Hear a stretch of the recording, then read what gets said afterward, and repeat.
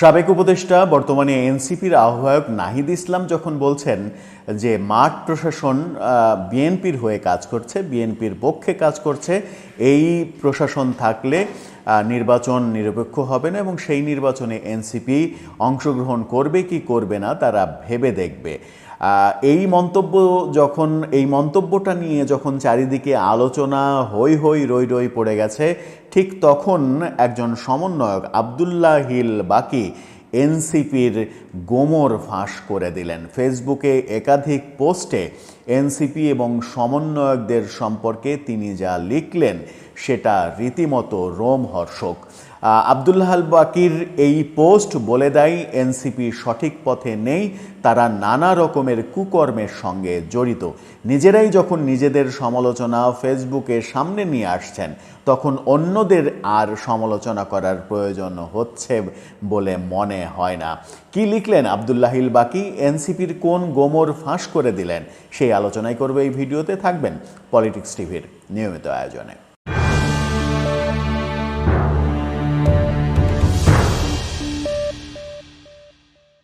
দর্শক, পলিটিক্স টিভির নিয়মিত ভিডিওগুলো এখন থেকে স্পন্সর করছে প্রজাপতি.টিভি, নতুন ওটিটি প্ল্যাটফর্ম। আপনারা চাইলে ইউটিউবে, ফেসবুকে, ইনস্টাগ্রামে, টিকটকে দেখে নিতে পারেন।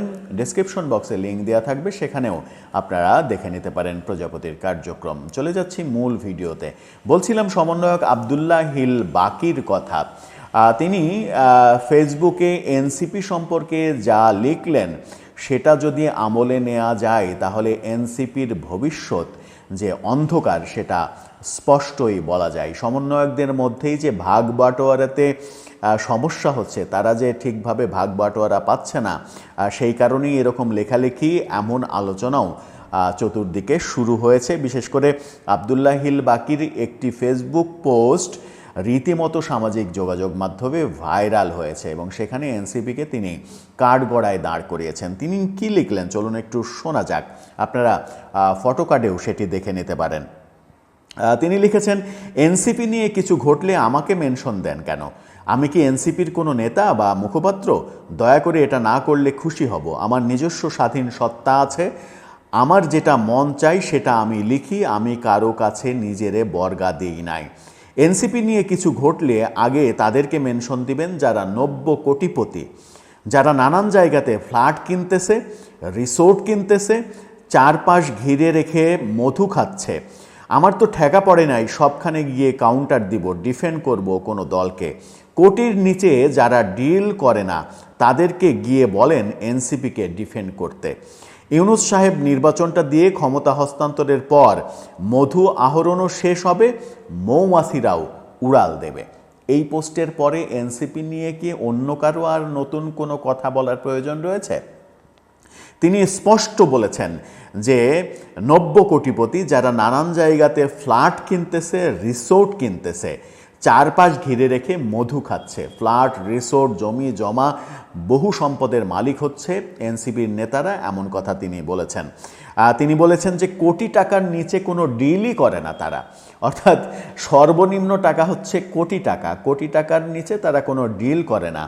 এই সর্বনাশা পোস্ট যখন আব্দুল্লাহ হিল বাকি করলেন, তখন বলাই যায় যে এনসিপির অবস্থা আরও নাজুক হবে। যখন আমরা পয়লা বৈশাখে দেখেছি, পয়লা বৈশাখের আয়োজনে সামনে 50-60 জনকে দাঁড়িয়ে থাকতে, যার মধ্যে 50-এর বেশি সাংবাদিকই দাঁড়িয়েছিলেন ক্যামেরা নিয়ে। আরেকটি পোস্টে আব্দুল্লাহ হিল বাকি লিখেছেন সেটা হচ্ছে, বড় বড় ডিল করার জন্য উপদেষ্টা হওয়া লাগে না, সমন্বয়ক পদটা থাকলেই হলো। এটার সুযোগ লুফে নিয়েছে অনেকেই। সচিবালয়ে বিভিন্ন মন্ত্রণালয়ের অফিসে নিয়মিত হাজিরা দেওয়াটা অনেক সমন্বয়কের রুটিন ওয়ার্কে পরিণত হয়েছিল। সবাই কিন্তু এসবে জড়ায়নি, অনেক সমন্বয়ক এসব থেকে দূরে থেকেছে। তবে সবচেয়ে মজার বিষয় হলো, এসব সমন্বয়করা উপরের লেভেলে ডিল সম্পন্ন করার পর লেনদেনের সময় ইউজ করে তাদের ছোট ভাই ব্রাদারকে, যাতে ফেসবুকে এসে জোর গলায় বলতে পারে 1 টাকার দুর্নীতির প্রমাণ কেউ দিক, মাথা পেতে নেব সব। অর্থাৎ বড় বড় সমন্বয়করা, এখন বলা যায় যে সাবেক সমন্বয়ক, এখন যেহেতু এনসিপিতে রয়েছে তারা, সমন্বয়ক ব্যাপারটাকে তারা একেবারে নষ্ট করে দিয়েছে, শেষ করে দিয়েছে, সমন্বয়ক অধ্যায় আর নাই এরকম ঘোষণা দিয়েছে তারা।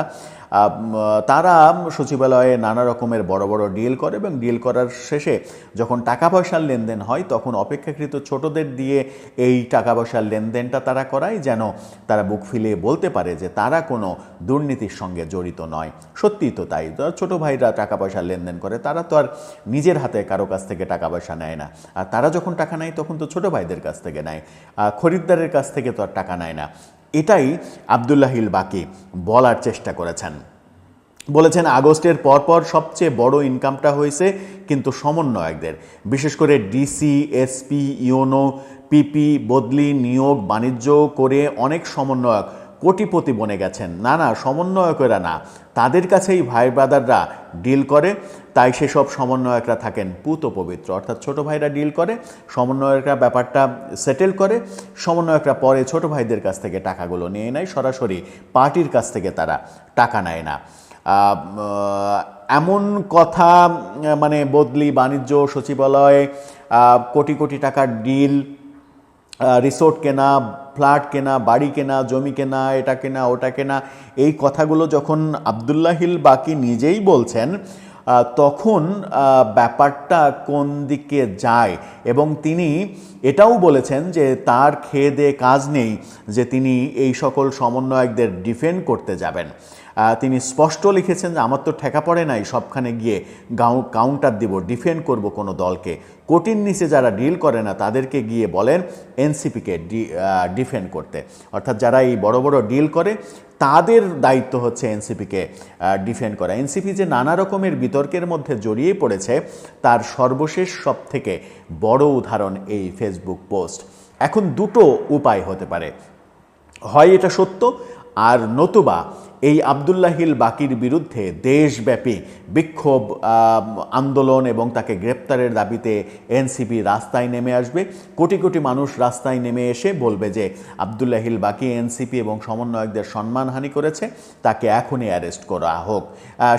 সেই বাণীতে মুগ্ধ হয়ে সরকার তাকে অ্যারেস্টও করে ফেলবে। যদি এটা হয় তাহলে এই সমালোচনা থেকে উতরে যাওয়ার পথ আছে এনসিপির। আর যদি সেটা না হয়, যদি এই ঘটনার পরিপ্রেক্ষিতে এনসিপি চুপচাপ থাকে, তাহলে এটাই সত্যি প্রমাণিত হবে যে তারা নানা রকমের দুর্নীতিতে জড়িয়ে পড়েছে।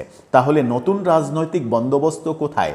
নতুন রাজনৈতিক বন্দোবস্ত কি সচিবালয়ে কোটি কোটি টাকার ডিল করা? প্রশ্নটা সেখানে। দর্শক, আপনার কি মনে হয়, নতুন রাজনৈতিক বন্দোবস্ত আদৌ কি এনসিপির কাছ থেকে আমরা পাচ্ছি, নাকি তারাও রাজনীতির গড্ডালিকা প্রবাহে গা ভাসিয়ে দিল?